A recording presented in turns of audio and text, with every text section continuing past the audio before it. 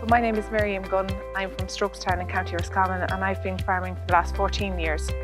Beef farmer, they have their cows one calf. The cows rear the calf out in the field. You go and you check them and you move them onto fresh grass and that sort of stuff. But with the dairy cows, they're in the yard every day. We rear the calves ourselves, so there's an awful lot more hands-on time spent with the animals. So the animals, as you can see, tend to be quieter. The main difference would be the amount of hands-on time that you actually spend with the animals. It would be more full-on in dairy. You see your cows twice a day then for milking, and you get to spend that time with them as well. So the Women in Ag movement, to my mind, it's not about getting women involved in agriculture.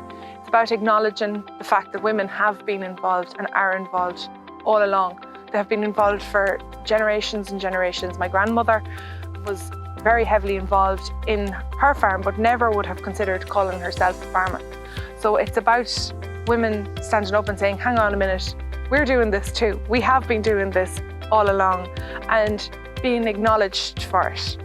More so than saying we need to get more women involved in agriculture. Women have been involved in agriculture all the time. There are any amount of women out there who take full responsibility for milking the cows, for rearing the calves, for doing all the paperwork. The paperwork that comes with dairy farmer is phenomenal. And that has to be, it's more about acknowledging that.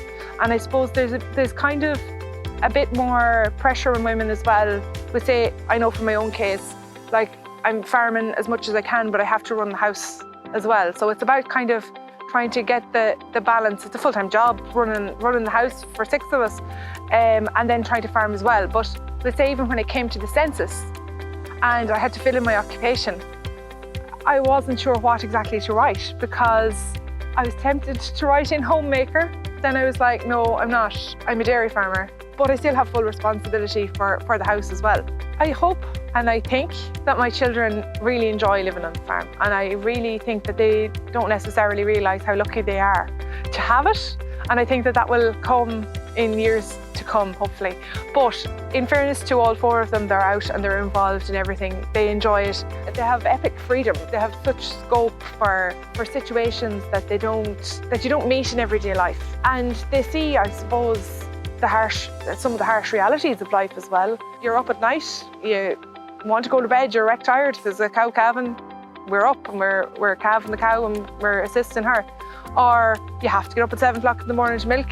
There'll be days you don't want to get up at 7 o'clock in the morning to milk, but so I think it instills a great work ethic into them, that, you know, these are things that just have to be done, and you might not feel like doing them, but it has to be done. Olivia would find sometimes that if she gets excited about something that happened on the farm, she wouldn't necessarily be able to tell her friends at school, because they don't necessarily relate to it, they don't understand.